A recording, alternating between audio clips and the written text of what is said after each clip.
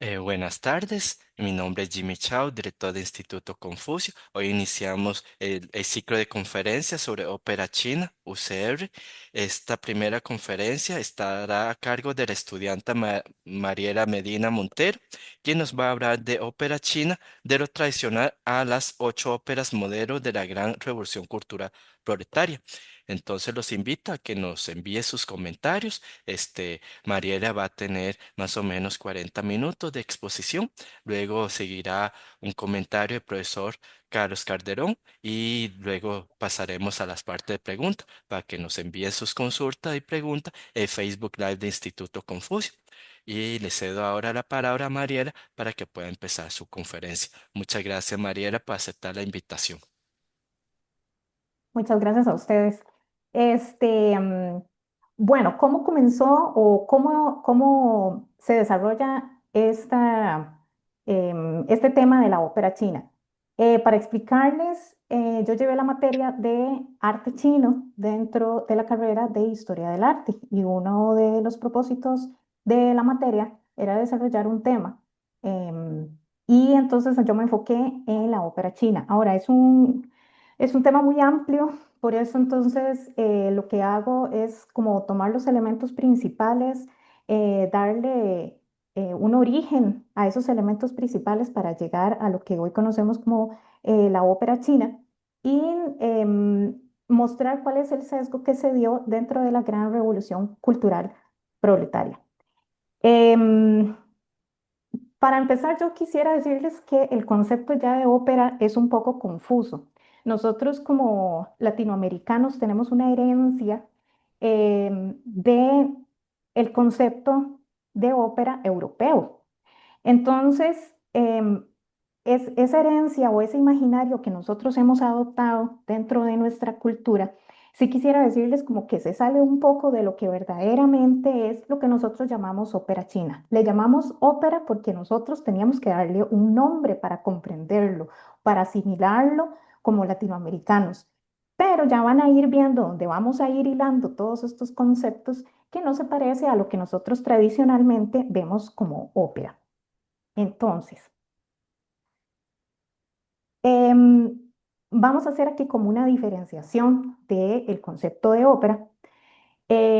El lado izquierdo está lo que nosotros como latinoamericanos conocemos desde la herencia europea. Y nosotros podemos decir que la ópera es un teatro musical donde los actores tienen un diálogo, un monólogo, puede ser hablado o cantado y está acompañado de una orquesta o un grupo musical sobre un escenario. Ahí pueden haber otros elementos o otros protagonistas dentro de la ejecución, pero eso es lo que a grandes rasgos nosotros conocemos como ópera.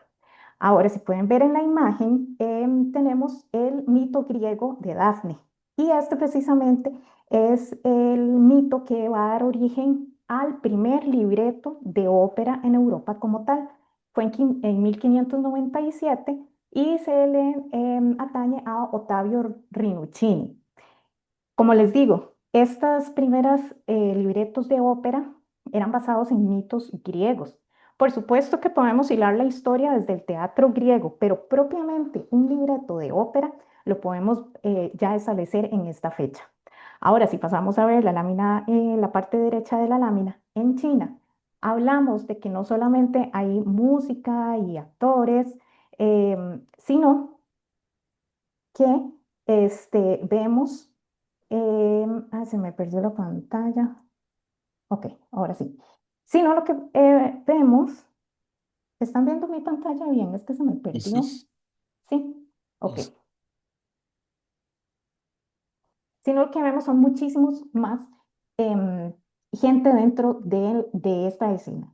Entonces, ¿qué vemos? Vemos versos, poesía, vemos prosa, vemos canto, música, acrobacias, vemos danzas, artes marciales, mimos y otras disciplinas que se fueron fusionando hasta llegar a lo que nosotros hablamos como ópera china. Eso ya fue en la dinastía perdón, en la dinastía Tang, y estamos hablando de una fecha de 712 a 755, más o menos, dentro de una gran escuela que se llamó el Jardín de los Perales. Si ustedes cuentan, en China podemos hablar de ópera como tal 855 años antes que en Europa. Em, pues sí hay elementos que son similares dentro de la europea y la china, y por eso es que nosotros le damos este nombre, ópera, pero son muy diferentes en su esencia principal. Entonces, ¿cuáles fueron esos elementos que fueron hilando lo que nosotros conocemos como ópera china? Vamos a ver, tengo problemas con la presentación, un segundito. Ya, listo. Ok, como antecedentes, ¿qué es lo que tenemos? Existían 2000 años antes de la era cristiana. Podemos hablar de que existían unas obras dramáticas, que estas estaban ejecutadas por un personaje en específico que podríamos llamarlo como un adivino o un chamán dentro de lo que nosotros entendemos. Y este adivino iba diseñando una historia con con un fin ritual, con un fin espiritual. ¿Cuál era ese fin? Atraer a los espíritus o atraer a nuestros antepasados, a los antepasados de las personas del pueblo. Entonces, este adivino lo que hacía era jugar con la voz, tenía elementos de máscara, venía vestido y él empezaba a narrar historias, o a narrar poemas. Y con todo esto fusionado con la música, danzas, con sus creencias religiosas y con las costumbres, pues entonces esto se iba haciendo como una obra dramática. Ahora, específicamente decimos que tenía una función ritual. Y esto se daba tanto en la vida familiar como en la vida comunal de un pueblo, y también se daba dentro de la corte. Em, Ahora, no se juntaban, en un principio no se juntaban, todos estos ritos eran como aislados. Sin embargo, a través del tiempo, estos ritos podían llegar a ser hasta de toda la comunidad dinástica. Y la especialización del adivino fue mejorando a través del tiempo hasta que esta persona que dirigía estos ritos espirituales llegó a ser consejero del emperador, o llegó a ser una persona muy importante dentro de la élite. ¿Cuáles son esos elementos que fueron em, sumándose a estas obras o a estos ritos espirituales? Bueno, tenemos el teatro danzado. Aquí al lado izquierdo tenemos una figura de unas damas que están danzando. Ellas no están hablando ni están cantando, pero con sus movimientos estaban narrando las historias. Con sus movimientos ellas estaban hablando de los ritos, estaban hablando de estas costumbres. La figura que tenemos ahí a la izquierda, bueno, se llama Mujeres Bailando, y este sí es durante la dinastía Tang. ¿Qué otra cosa tenemos? Tenemos lo que es el teatro chino. El teatro chino está compuesto por dos caracteres, que uno significa divertirse y el otro significa hacer deporte. Ya cuando ustedes escuchan hacer deporte, ya entonces uno entiende que no es cualquiera el que va a ejecutar estas cosas, porque va a necesitar pues tener una cierta condición para ejecutar este teatro. Em, pero no era solamente teatro, aquí vamos a integrar los cantos populares, se integra la danza, como ya vimos, luego se va integrando lo que son actos de magia, narraciones, acrobacias, y todo esto va a tener temas específicos. Por ejemplo, se puede hablar en algún momento de que el teatro o la danza o la música iba a hablar de derrocamientos, iba a hablar de victorias, o iba a hablar de eventos importantes como la ascensión al poder de un personaje en específico. Como les digo, entonces, tenemos ya una obra dramática ancestral, le vamos añadiendo danza, luego se le añade el teatro chino, luego se le va a añadir las acrobacias y los malabarismos, como pueden ver en ese bajo relieve del lado izquierdo. hay un caballo que tira de un carruaje y sobre ese carruaje hay una persona que está haciendo malabares. También podemos ver otra persona que tiene como los brazos abiertos y sobre esos brazos están de pie otras dos personas. Todo esto eran como actos de gimnasia, digámoslo así, y se hacían durante los banquetes. Entonces, mientras existía esta celebración o este banquete, aparecía un momento muy importante de la celebración y entonces aparecían los acróbatas o aparecían los malabaristas.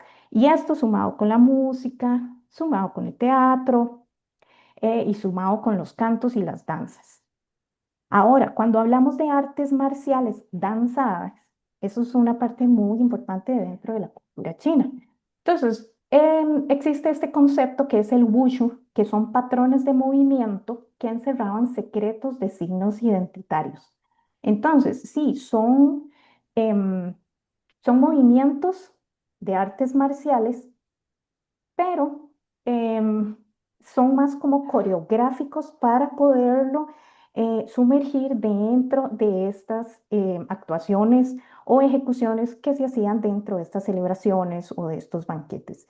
Este es un fresco que está en el monasterio Shaolin, se llama Monjes Practicando y es de la dinastía Qing. Entonces, quiero que se fijen en las manos de estos dos personajes. No se ve en ningún momento como que ellos están, o uno está atacando y el otro se está defendiendo. Más bien, los dos parecen estar como haciendo una coreografía. Inclusive vean los dedos de estas personas están en una posición específica. Entonces aquí parece más bien que es una danza, pero son movimientos de artes marciales. Aquí también van a ver dentro de las banquetes y las celebraciones un elemento muy importante que es la pirotecnia.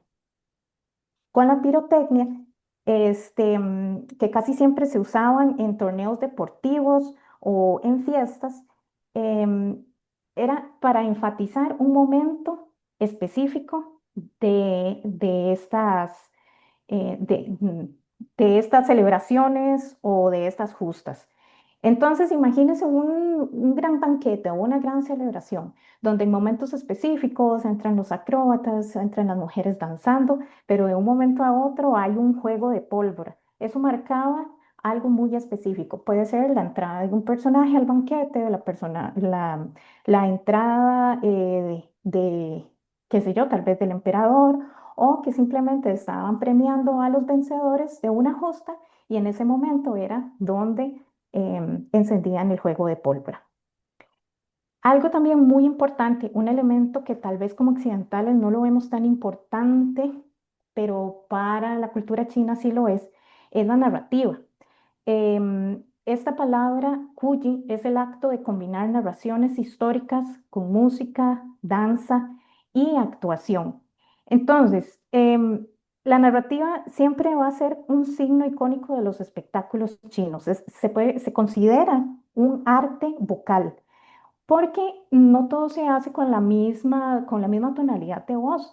Las personas que ejecutan este Kuji hacen muchas inflexiones de voz. Es como tal vez como lo que nosotros pudiéramos hablar como una persona que cuenta un cuento de niños, que hace las voces de los monstruos o de X o Y personaje, pero ellos lo usan para toda la parte de escultura. Entonces, esta narrativa es muy, muy, muy, muy importante, sobre todo para contar los hechos históricos.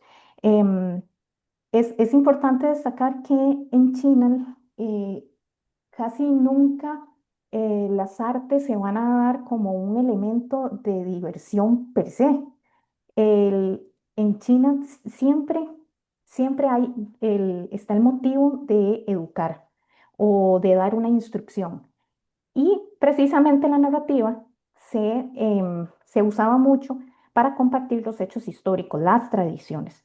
Entonces es muy importante dentro de la cultura y también va a ser un elemento que va a estar dentro de este hilo conductor hasta llegar a la ópera china. La narrativa era usada mucho por los bufones también, Y bueno, otra cosa importante es que también, aparte de hechos históricos, también iban a hablar sobre ideas espirituales. Veamos las imágenes que están al lado derecho de la lámina. El de la izquierda es un pergamino colgante, se llama Tao Gu regala un poema. Y ahí podemos ver dos personajes. Uno que está escuchando, una persona tañer un instrumento, pero esta persona al lado tiene papel, tiene lápiz y posiblemente esté declamando un poema. Al lado, arriba del pergamino a la derecha, en las imágenes, las pinturas siempre van a llevar un poema escrito. Entonces, si nos salimos por un momento del tema que estamos hablando y vemos per se el pergamino, vamos a estar hablando que hay poema, que está la parte plástica de la pintura, del trazado, del pincel y de temas que nos hablan de la narrativa, del poema y temas de música dentro de un espacio específico. Ya ver ese pergamino solito ya es una belleza, ¿verdad? Y entonces, hablando de que esa narrativa también forma parte del concepto de ópera china, es muy importante y no lo podemos dejar de lado. Al lado derecho vemos un bufón, este es de la dinastía Han, una escultura de un bufón, donde ven que tiene como una especie de pandereta, que mientras él está ejecutando o contando la historia, él también va ejecutando el instrumento. ¿Ok? Una parte muy importante son las marionetas. Este, mm, las marionetas podríamos hablar inclusive de que son los primeros, la primera utilería que está dentro de los rituales espirituales que hablábamos de 2000 años antes de la era cristiana. Los adivinos de los que hablábamos usaban estas marionetas inicialmente sin hilos, podríamos decir que era un muñeco solamente, y que este lo que iba a hacer era representar a un espíritu, ya puede ser un antepasado o a un espíritu que estaban llamando en ese momento. El adivino empezaba a moverlo, de ahí es donde se le ponen los hilos. ¿Con qué fin? Con que las personas que estuvieran participando de ese ritual pudieran también tener una conexión con este espíritu o este ancestro al que estábamos llamando. Las dos primeras imágenes son marionetas de hilo.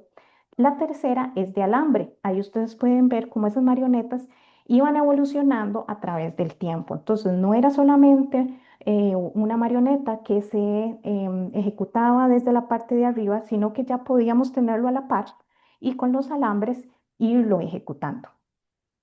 También quisiera que pongan atención en estas marionetas de los rostros, los colores que tienen los rostros, las cejas, los labios, la barba, tienen tocados, cómo es la vestimenta, cómo son esos colores. Tal vez cuando ustedes vean esta imagen, lo primero, es como lo primero que vemos que hace relación directa con la imagen que usted tiene acerca de la ópera china.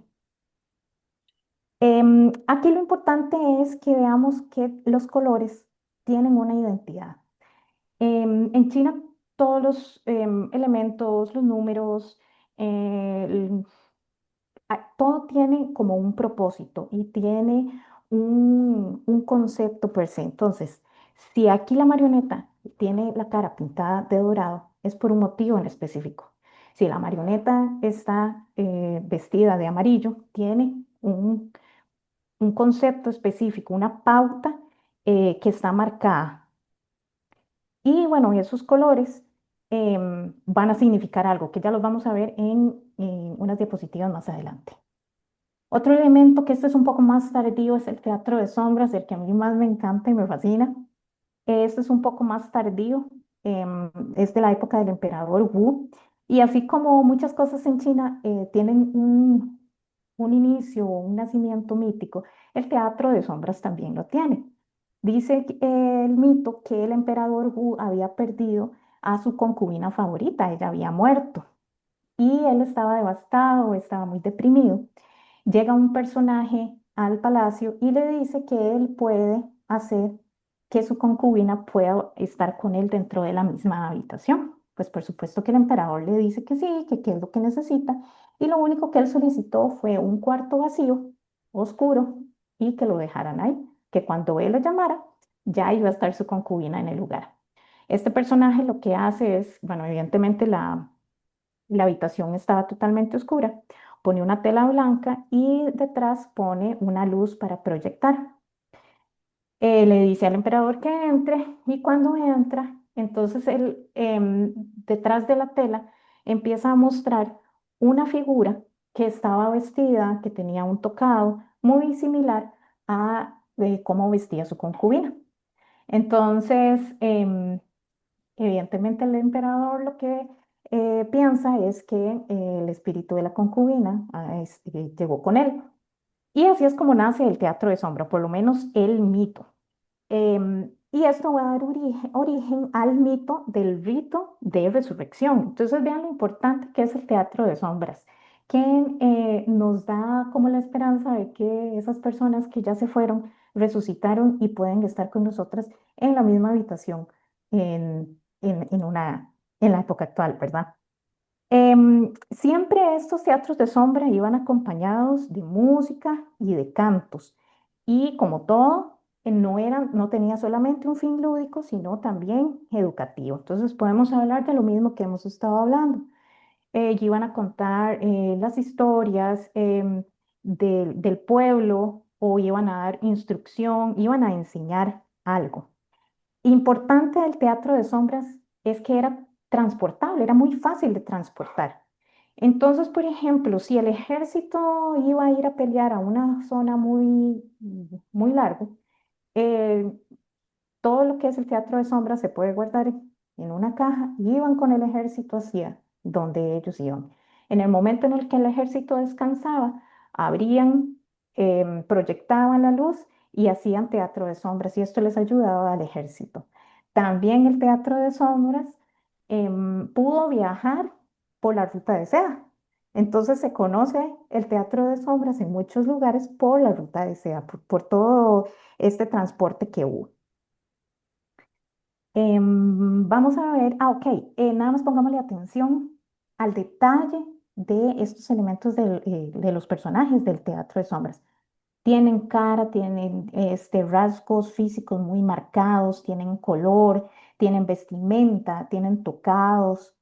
Veamos esta imagen del lado izquierdo abajo, donde se estaba pues poniéndole color a una vestimenta y estas eran hechas de papel y también de cuero de venado. Entonces eran cosas muy detalladas. Hasta aquí no hemos hablado del concepto de ópera, em, sino solamente como de, eh, de actividades aisladas, pero que aún así iban como tejiéndose o iban ejecutándose en conjunto unas con otras. Entonces, ¿cómo podemos hablar de que existe el concepto de ópera? ¿Cuándo empieza este concepto de ópera? Bueno, en la época de las seis dinastías, que estamos hablando alrededor del 220 al 590 después de Cristo, hay un concepto que es kanju. Este concepto es una forma dramática tradicional, pero que entonces sintetiza todos estos elementos de los que hemos estado hablando. Música, danza, canto, diálogo, monólogo, literatura en muchas de sus formas, como ya lo vimos, la narrativa, puede ser el poema, artes plásticas en muchas de sus formas, como esculturas, como el mismo teatro de sombras, como las marionetas. Hablamos de que también está sintetizada la artesanía, las artes marciales, la acrobacia, y esto va a marcar una pauta estética ya para esta fecha. Em, Esto se trata como de ir armando este concepto de ópera que nosotros tenemos acerca de la ópera china y ya tenemos aquí el primer acercamiento. Ahora, la ópera Kanju, ¿de qué trataba? Tenía temas principalmente políticos y el propósito era hacer una sátira de las problemáticas entre los emperadores y el pueblo.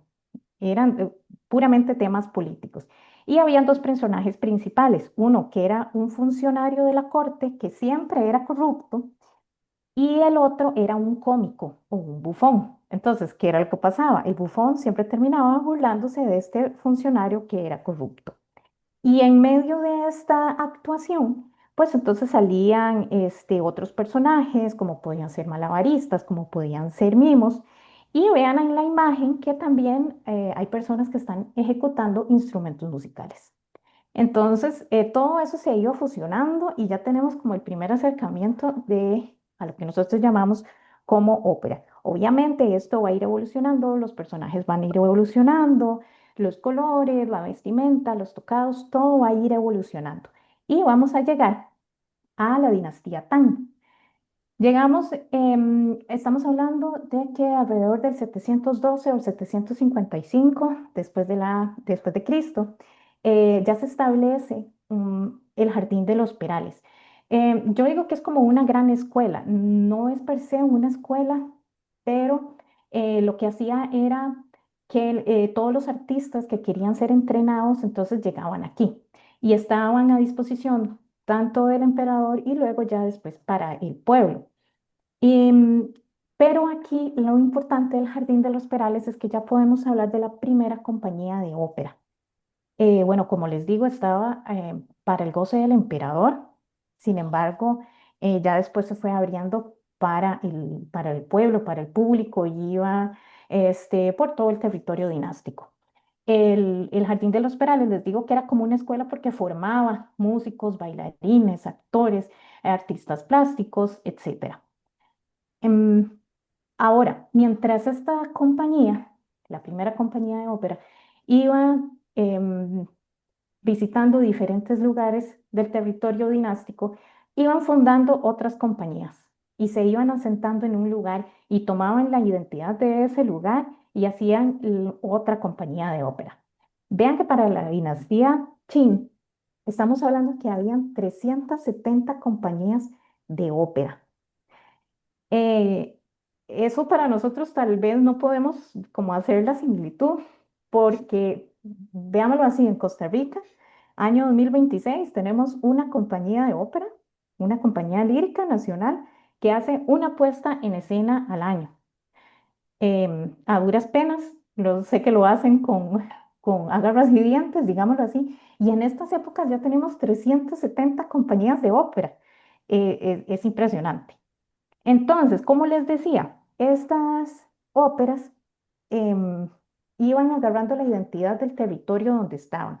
Entonces, por ejemplo, que si había un territorio donde se fundó una compañía de ópera y ese lugar estaba junto al mar, pues entonces los temas que iba a tocar eran, pues mucho tenía que ver que vivían cerca del mar. Entonces, los colores, los temas, la escenografía, todo iba a estar relacionado con el territorio de donde se estaba desarrollando. ¿Ok? ¿De cuáles podíamos hablar que fueron como las óperas más famosas en aquella época? Estamos hablando que la ópera de Sichuan, la ópera de Guangdong y obviamente la ópera de Pekín, que es lo primero que nosotros pensamos cuando nos dicen ópera china. Entonces, aquí ya tenemos lo que es la ópera de Pekín. ¿Cómo nace la ópera de Pekín? En 1790 hay una gran celebración y el emperador invita a muchas compañías de ópera alrededor de todo el territorio dinástico a celebrar en Pekín. Entonces, de todas esas compañías que llegan a hacer su actuación, hay una en específico que es la ópera de An Hugh que a la gente le gustó muchísimo. Entonces pedían que una y otra vez hicieran una actuación. Entonces llega el momento en el que esta ópera Anjou se establece en Pekín y empieza a tomar elementos identitarios de Pekín y eso surge la ópera de Pekín. Ya vamos a tener como ese nombre establecido de que es la ópera de Pekín y transforma la vida urbana. Inclusive se dice que Pekín llegó a ser la capital teatral de toda China. Y lo importante aquí de la Ópera de Pekín es que aunque sea nuestro referente número uno, bueno, no era la única compañía que existía, pero va a tener tres puntos muy importantes o lo que la hacen sobresalir sobre las óperas de otros territorios, que es la danza, el canto y los juegos escénicos. ¿A qué me refiero con juegos escénicos? Cuando usted va al teatro a ver una ópera o una obra de teatro en sí, lo primero que usted ve en la escenografía le va a dar em, los elementos para que usted construya en una sola escena dónde es que se está dando esta obra. En este caso, la ópera de Pekín no va a ser para nada eso. Más bien es un escenario que está casi que vacío. Va a ser un escenario que con costos vaya a tener una silla o vaya a tener una cortina o vaya a tener una mesa. Luego, entra un personaje, ya sea bailando, cantando o haciendo una narración, y ese personaje, dependiendo de cómo vaya vestido, ya usted tiene como esos primeros elementos donde usted dice, ah, ya sé quién es, o bueno, qué tipo de personaje es. Y mientras esta persona va hablando, cantando o danzando, va dando elementos y le va dando a usted pistas, y usted va a ir construyendo el lugar, la escenografía, la época con el espectador. Entonces, ¿qué es lo más rico de esta ópera de Pekín? Que el espectador se mete completamente dentro de la construcción de la actuación o la ejecución que se da dando. El tema, ¿cuáles son los temas más emblemáticos de la ópera de Pekín? Son novelas literarias que hablan de amor y desamor y también escenas militares que hablan del heroísmo. Ok, algo importante, todo tiene un patrón definido, como lo vimos con las marionetas, las caras pintadas y también lo vimos en el teatro de sombras, los colores van a tomar fundamento dentro de la ópera. Estamos aquí hablando específicamente de la ópera de Pekín, porque es como algo muy puntual y tal vez donde hay más información para investigar, pero no quiero que dejen de vista que también hay otro tipo de óperas que van a tener también estas pautas. Em, ¿Qué es lo que se quiere con esto? Que el espectador no tenga duda en que el personaje es identificado con X o Y característica. Entonces, por ejemplo, veamos este maquillaje facial, que bueno, ya lo habíamos visto tal vez en las marionetas, y se va a adaptar dentro de la ópera china. Cada color va a tener un significado. Entonces, por ejemplo, rojo y lila me dice que el personaje que lleva la cara pintada de este color es honrado, es recto, es leal y está relacionado con el cielo. El blanco es malo, es un personaje malo, dice maldad extrema. El azul es un personaje valiente que tiene un espíritu emprendedor. El verde es terco. El que tiene la cara pintada de negro también es una persona muy ruda, muy terca. Pero el amarillo, por ejemplo, va a ser inteligente, es muy valiente y va a tener experiencia en la guerra. El dorado siempre, siempre, siempre va a ser el color de los seres divinos y el plateado de seres inmortales, pero relacionado tal vez como a los demonios o a los monstruos. Entonces, cuando el personaje sale y hace su diálogo o su monólogo o canta o baila y usted sabe que tiene la cara roja, usted ya sabe cómo es ese personaje. No hay pérdida dentro de esos patrones. Aparte, también la música va a tener un patrón. Si suena cierto instrumento, es la personificación de, por ejemplo, el emperador. Si suena un ritmo en específico, entonces se sabe que va a entrar una mujer. Inclusive los movimientos de los actores también van a tener este concepto. Yo siento que es más como una coreografía y con elementos ya predeterminados. Entonces, por ejemplo, si un personaje está cantando, pero empieza a mover las manos como que está temblando, el temblor lo que significa es enojo. Entonces usted ya sabe que ese personaje empieza a estar enojado. Aparte, podemos hablar de que el maquillaje también va a resaltar o exagerar o disminuir ciertas facciones para también darle carácter e identidad a cada uno de los personajes. Todo esto es una pauta estética que se va a dar. Veamos estas dos imágenes. Está hablando sobre maquillaje facial y la vestimenta. Entonces, el de la izquierda, vamos a ver, tiene la cara roja, tiene una vestimenta roja, con elementos dorados, pero tiene una barba negra muy predominante. Entonces, si el rojo es honradez, habla de la lealtad y el dorado se relaciona con lo divino, podríamos pensar que este personaje está hablando del emperador. Veamos el de la derecha. El de la derecha tiene la cara pintada de blanco con negro. Blanco significa maldad. Aquí es totalmente al contrario de nuestra cultura occidental. El blanco aquí en este caso es maldad y el negro es terco, es rudo. Entonces ese personaje es malo, es terco, pero viene vestido con algunos detalles amarillos y dorados. Entonces el amarillo es signo de inteligencia y que tiene experiencia en la guerra. Y el dorado también podría estar asociado a lo divino. Entonces podríamos decir que puede ser un emperador que tiene mucha experiencia dentro de las guerras, pero que es malo y es terco y es rudo. Entonces ya todo esto viene dado como una pauta estética dentro de la ópera. Hablemos de los personajes. Estos van a ser los personajes regulares, lo que siempre va a existir dentro de la ópera de Pekín, lo cual no significa que no puedan intervenir otros, ¿verdad? Pero siempre los generales van a ser, bueno, uno masculino que puede ser anciano, joven y experto en artes marciales. El femenino puede ser joven de mediana edad, casi siempre son inocentes o al contrario, son inmorales. Y hay algunas de estos personajes femeninos que tienen habilidades marciales. También está el personaje femenino que representa a una anciana. Luego el tercero es muy emblemático, que es la cara pintada, que es lo que estábamos viendo anteriormente con los colores. Siempre va a significar, el cara pintada siempre va a ser el hombre sincero y abierto de mente.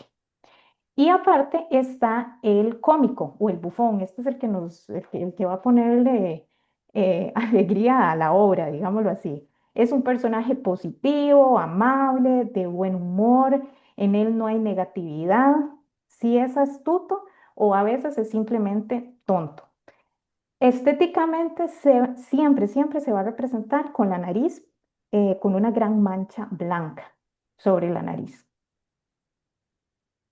Y hay otros componentes dentro de la ópera que son, bueno, ya como la vestimenta, los tocados. Vean estas máscaras que están abajo al lado derecho.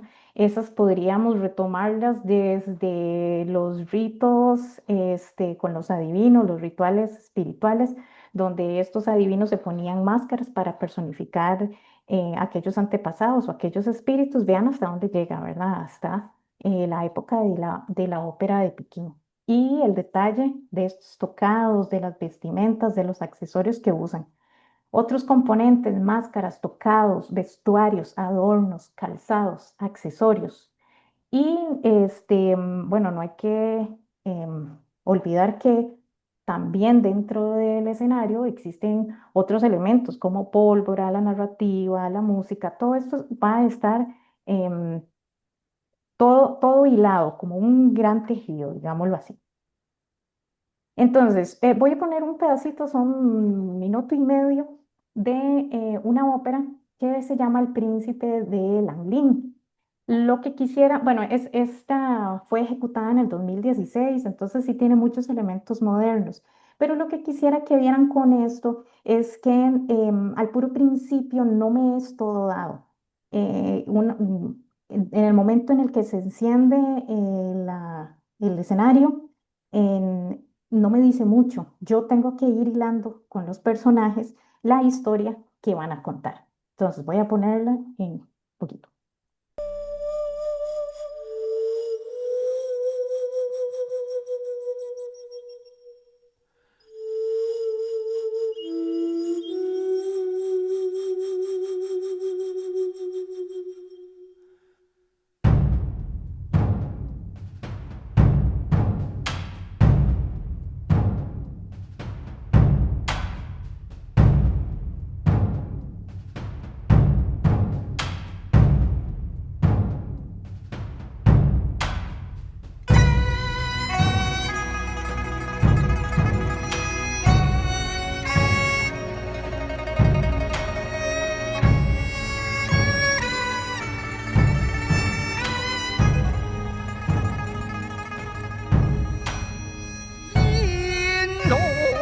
贤内喜，毛肉心中望。但你王祖喜神仙龙王，后代大明星辛勤隐藏，殊为豺狼心，殊为高阳。后代大明星辛勤隐藏，殊为豺狼心，殊为高阳。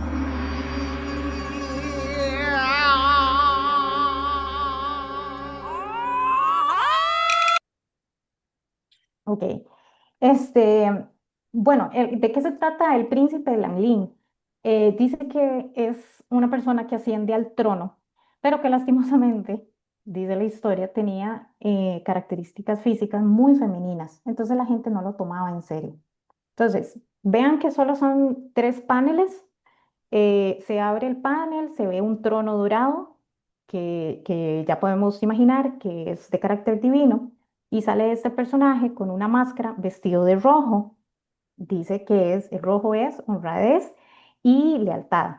Entonces sale ese personaje con la máscara y empieza a decir, bueno, y por qué dicen que el rey es así? ¿Por qué dicen que la corte es así? ¿Quién es el cordero? ¿Quién es el lobo?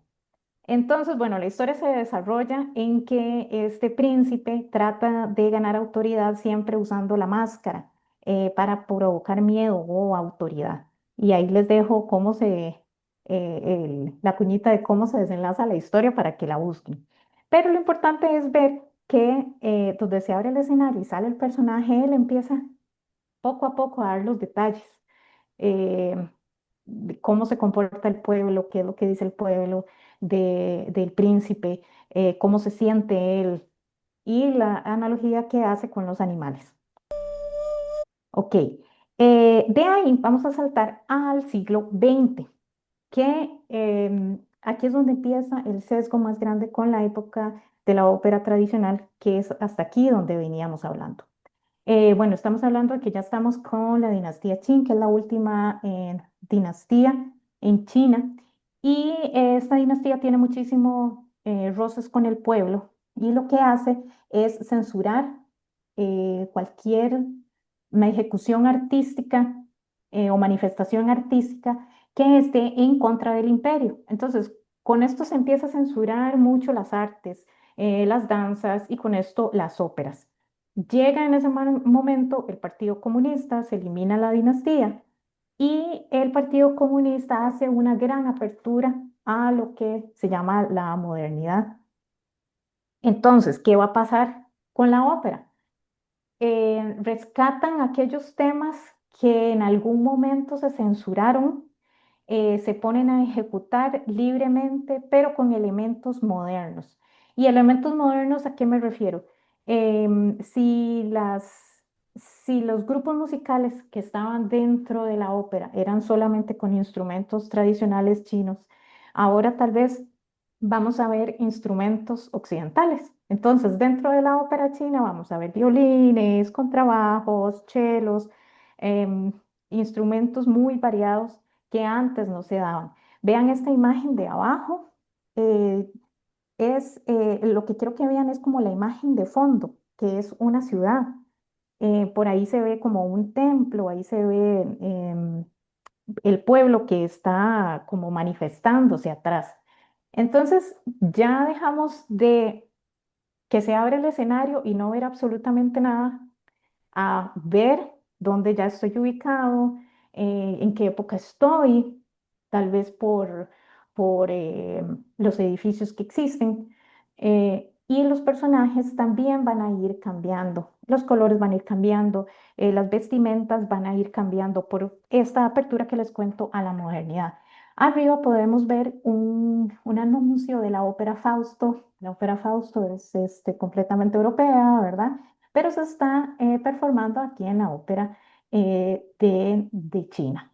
Entonces, ya no tenemos solamente temas que hablen de la identidad china, sino que vamos adoptando otros temas que vienen de fuera, digámoslo así. Em,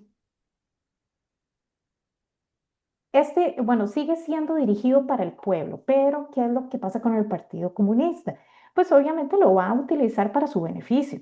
Entonces, los temas que se van a promover, aunque ellos rescatan temas antiguos, mitos, leyendas, dinastías, ellos lo van a encauzar para, pues, predicar sus ideologías. Entonces, poco a poco van a ir como...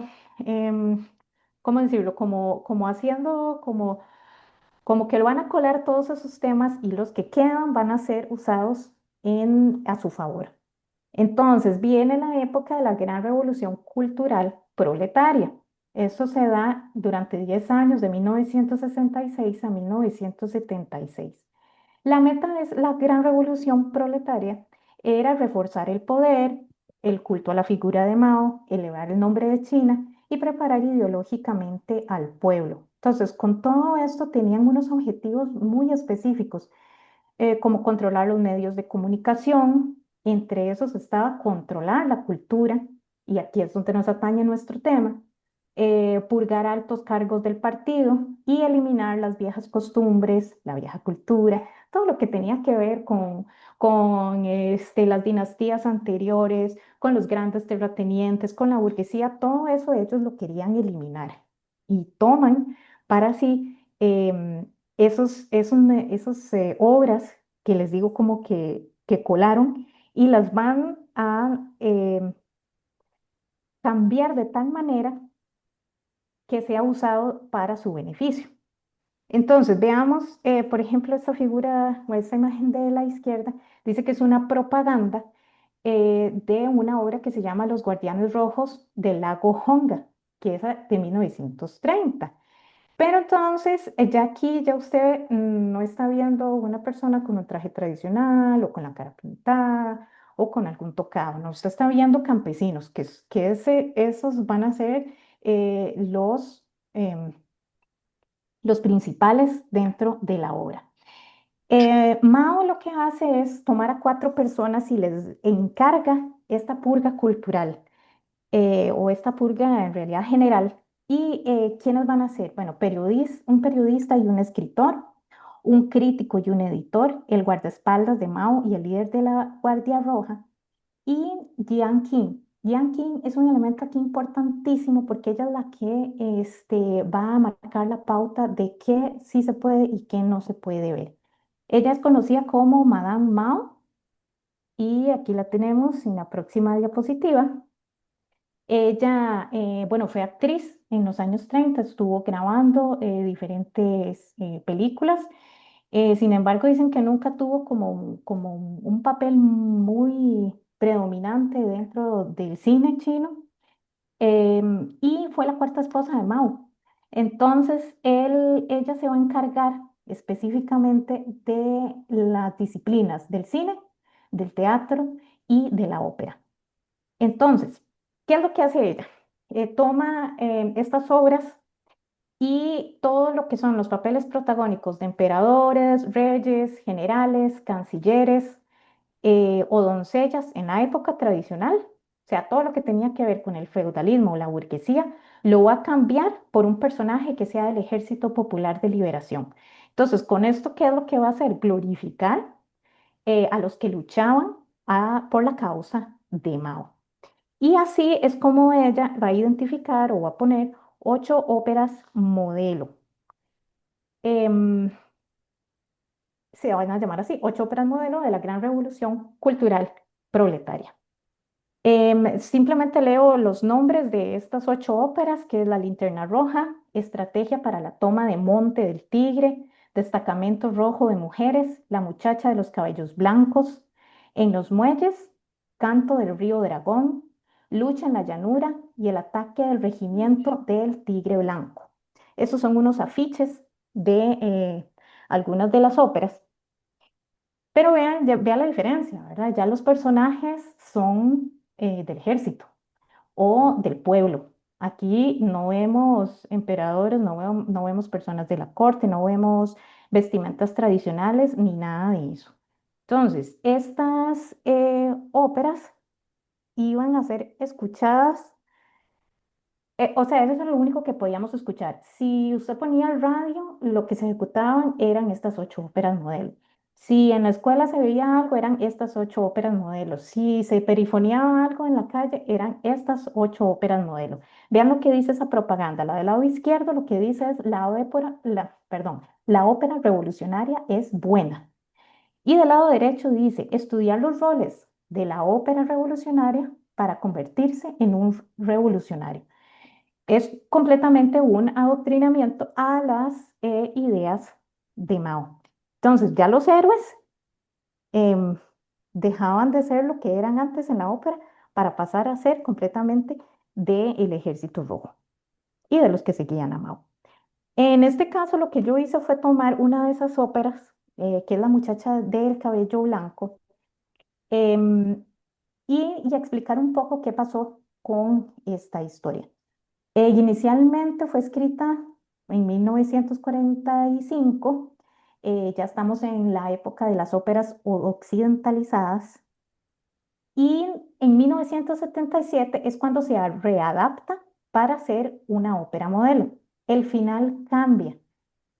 ¿Por qué cambia? Bueno, les cuento, la muchacha del cabello blanco habla de una chica campesina que el terrateniente del lugar donde ella vivía la violenta, y pues obviamente después de violentarla simplemente la deja ahí.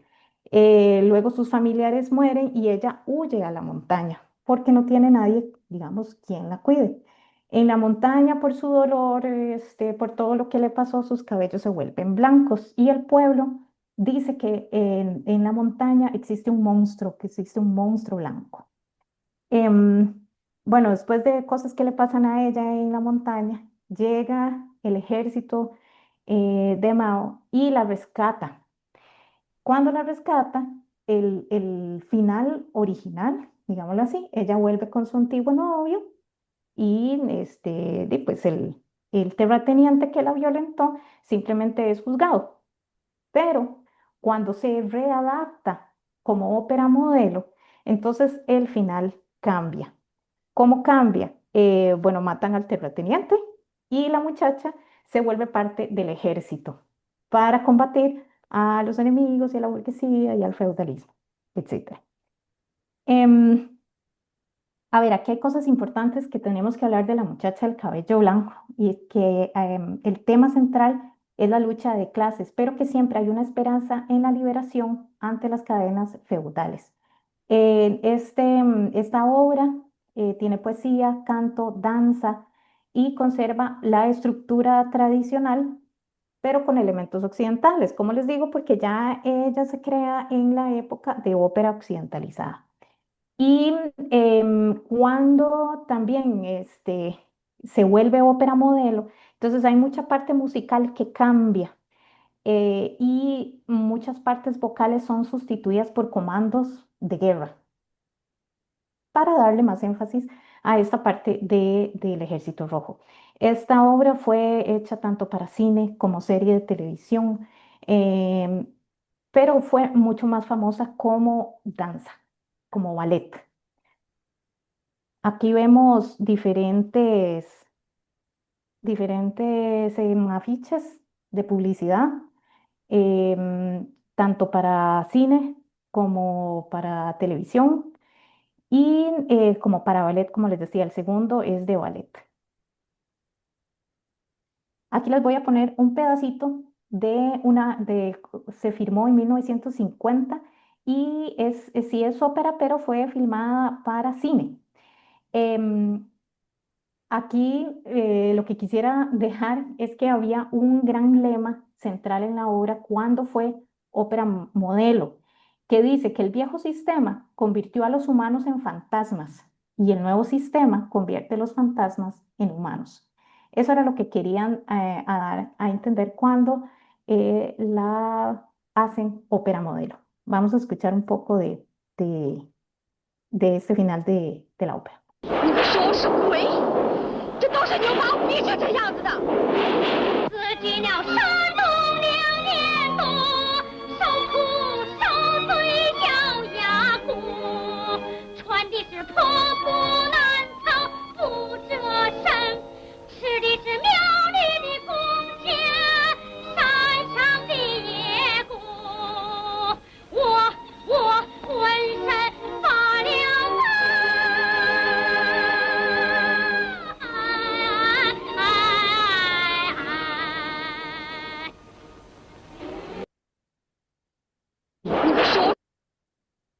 Y bueno, nada más como para mencionar, estas obras se siguen ejecutando.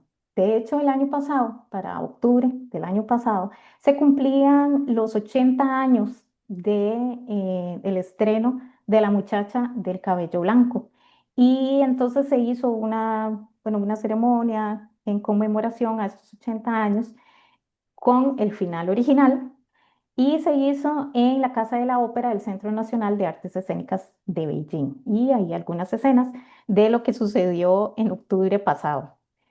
Em, y bueno, nada más como para concluir ciertas cosas que quisiera como enfatizar de la charla, es el hilo mítico que se va dando desde los primeros teatros danzados hasta la ópera china, cómo podemos ir viendo ese hilo conductor y cómo va formando un tejido hasta llegar a lo que nosotros conocemos como ópera china y que es identitario y que sigue siendo como una pauta estética dentro del imaginario tanto del chino como del no chino, porque nosotros como latinoamericanos nos dicen ópera china y nosotros de una vez tenemos esa imagen como la que le presenté de la ópera de Pekín. Y a pesar de que cuando vino la revolución cultural proletaria, se cambió muchísimas cosas, siempre ese hilo identitario sigue siendo parte de la ópera. Ahora, algo que a mí me llama mucho la atención es que en China no es solamente entretenimiento. Nosotros cuando vamos al teatro o al cine o, no sé, a ver un concierto es puramente entretenimiento. Y en China siempre hay una parte em, donde tenemos conceptos moralizantes, educativos, instructivos, y es muy marcado. Em, Ahora, dentro de la ópera, como les decía, que todo estaba programado, cada movimiento, cada color, cada vestimenta tenía un acento muy marcado. Yo me preguntaba que por qué no había libre interpretación en eso. Y durante la investigación siempre me lo cuestioné, por qué no le permiten al actor, digamos, hacerlo como él lo quisiera personificar? Pero entonces llegamos a la conclusión de que si este actor va a hacer algo diferente, no tendría el mismo mensaje educativo eh, el cual es el propósito de una obra en específica. Y, y pues bueno, personalmente, a mí lo que me duele un poco o mucho dentro de la gran revolución cultural es ese sesgo que hubo de que se perdieron muchísimos libretos, mucha literatura, se perdió por el hecho de no poder comentarlo, no poder actuarlo, performarlo, no poder hacer todo esto, hizo que se perdiera mucho de esa cultura, que han habido muchísimos em, pues intentos y gente que se ha preocupado por poder rescatarla. Pero sí, esto es como la gran parte en la que yo me quedo como con ese sinsabor de que se perdieron muchísimas cosas que pudieron haber enriquecido muchísimo más el conocimiento que nosotros tenemos acerca del tema. Y eso sería. Muchas gracias. Muchas gracias, Mariela, por la presentación. Ahora le va a ceder la palabra a Carlos para el comentario. Hola, buenas tardes. ¿Me escuchan bien? Sí. Sí. Sí, ok. Bueno, Em, yo quisiera referirme como más bien algunas reflexiones sobre la importancia de este tipo de estudios que cada vez se hacen más necesarios. Y más, digamos, en este momento contemporáneo, ¿verdad? Donde los estudios sobre China han tenido una gran importancia a nivel global y cada vez más.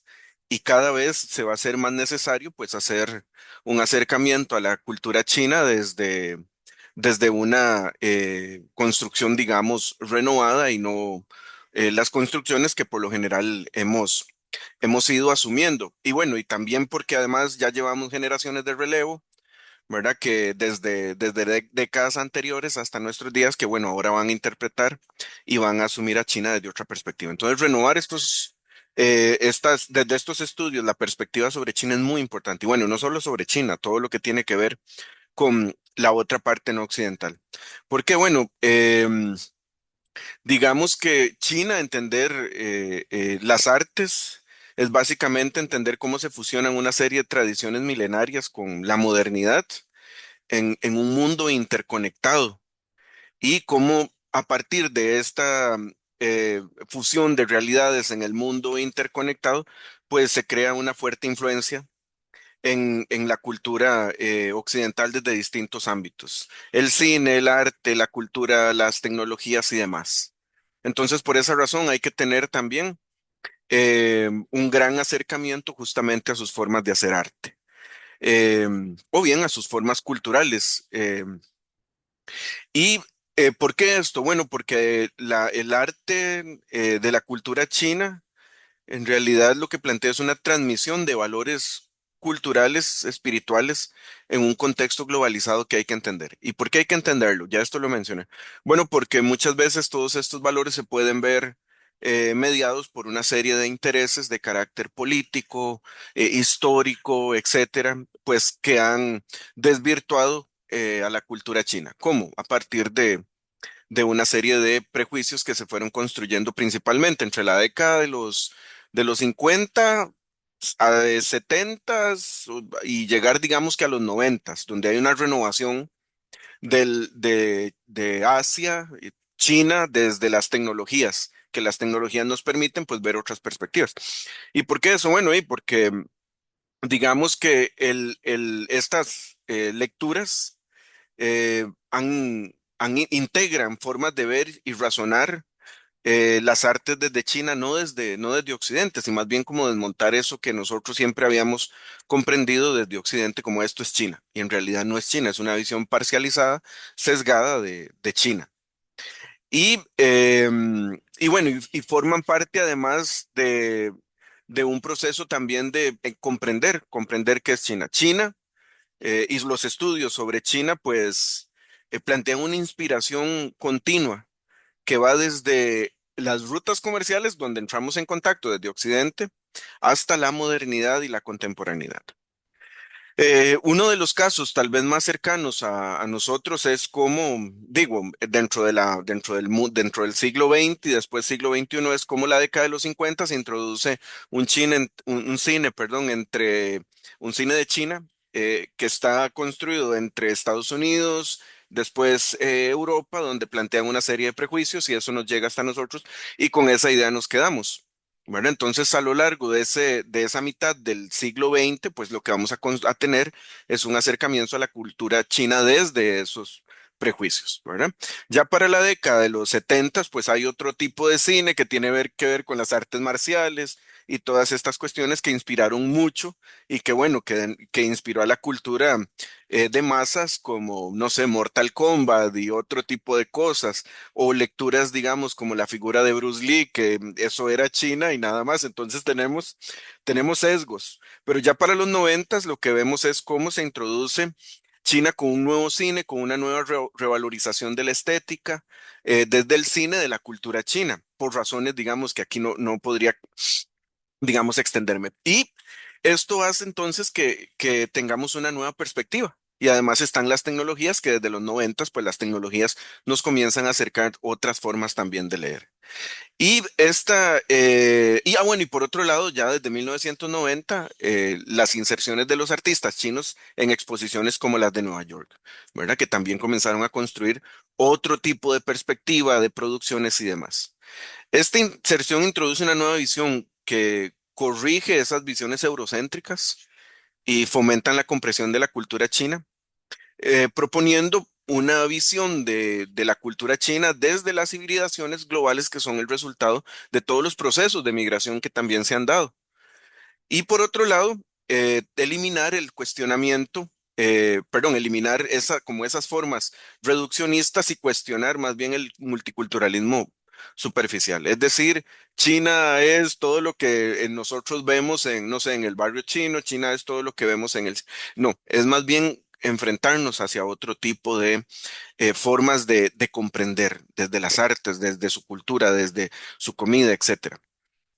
Y su comprensión no solo plantea, digamos, una simple coexistencia cultural, sino que plantea la complejidad de sus razonamientos a partir de reflexiones artísticas.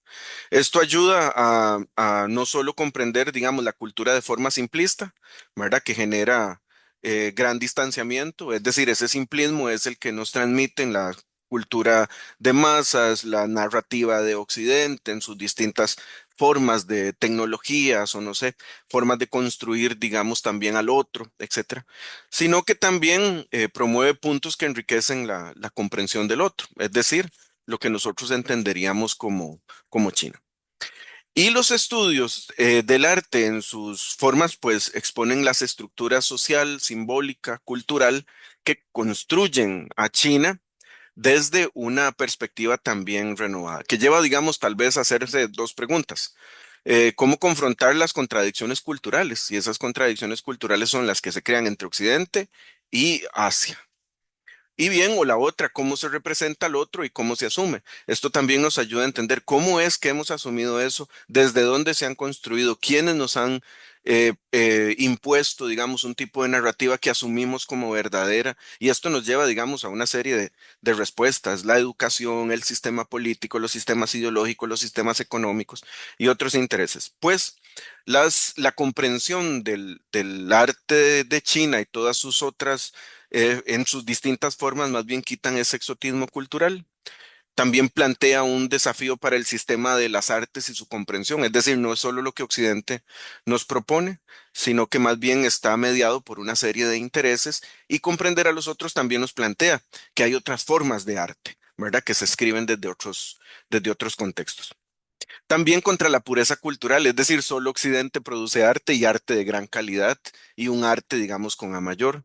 También plantea contradicciones, o más bien confrontaciones contra un reduccionismo cultural, es decir, China es lo que nosotros creemos y no nos enfrentamos a China. Entonces esto nos ayuda a enfrentarnos a otro tipo de gustos, propuestas, estéticas, visiones de mundo y demás. Y la otra es reescribir narrativas que expone la realidad y los racismos negados por siglos, que han estado ahí puestos, digamos, de una manera normalizada.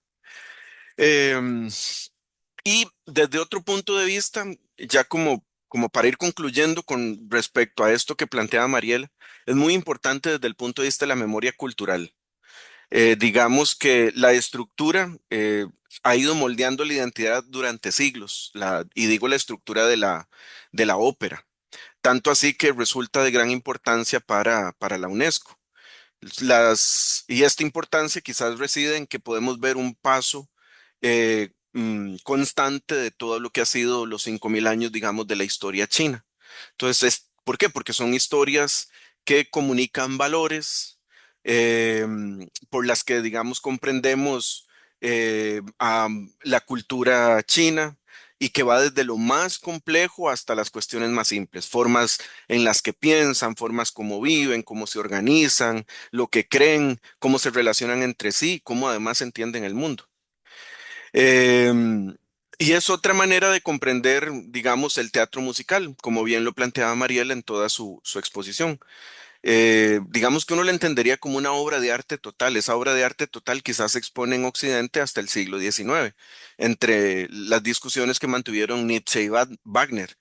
Pero esto existe desde antes, incluso no solo en China, sino en tradiciones antiguas, ¿verdad? Como uno lo puede ver en el teatro griego, en el teatro sánscrito, o bien en otras propuestas teatrales, como formas de transmitir, comprender y además expresar el mundo.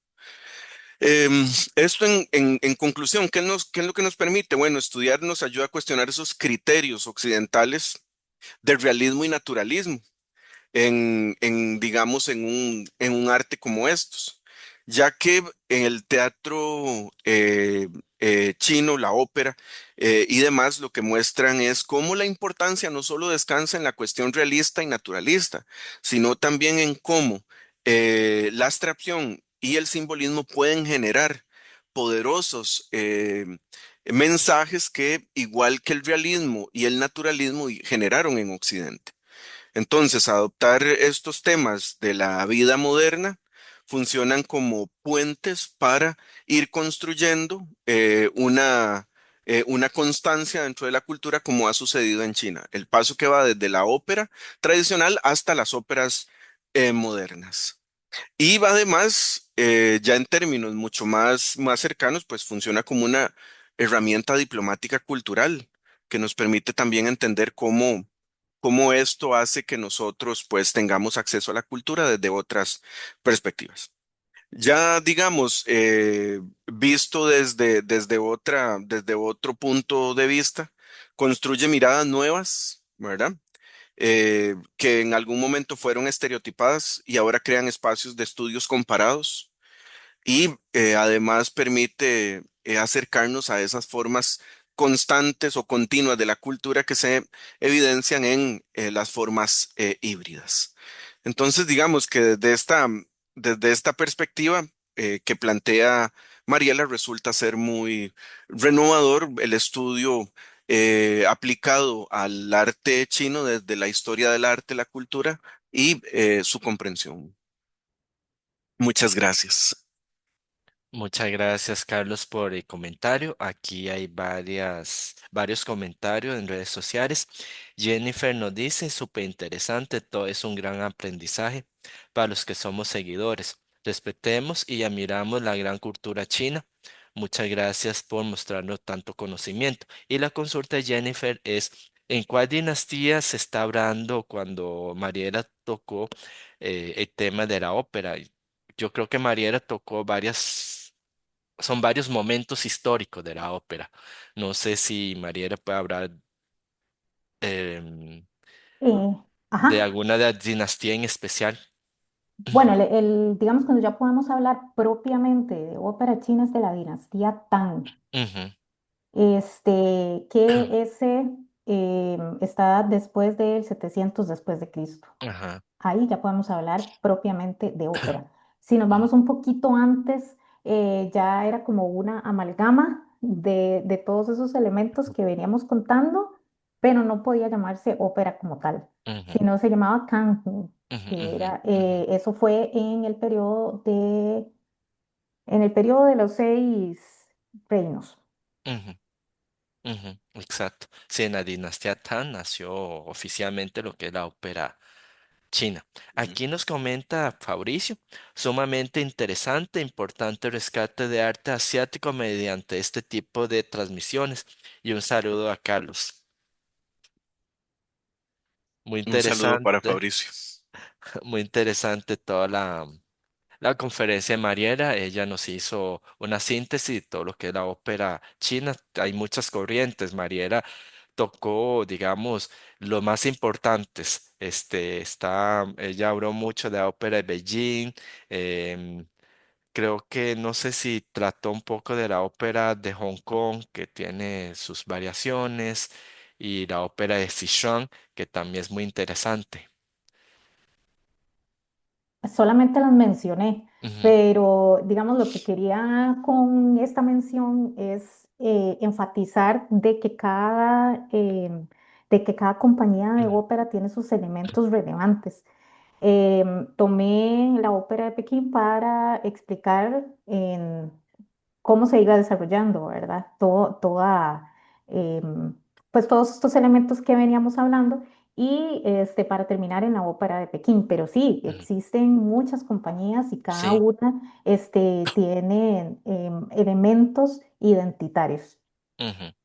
Exacto, entonces podemos dejar, digamos, las otras óperas para las próximas conferencias porque es un tema muy grande y Mariela logró tocar rápidamente también los personajes, que también la gente dice por qué hay personajes ya establecidos y los personajes, los actores tampoco los puede cambiar a su interpretación, como lo dijo Mariela. Ahora cada uno trabaja en su personaje prácticamente durante toda la vida.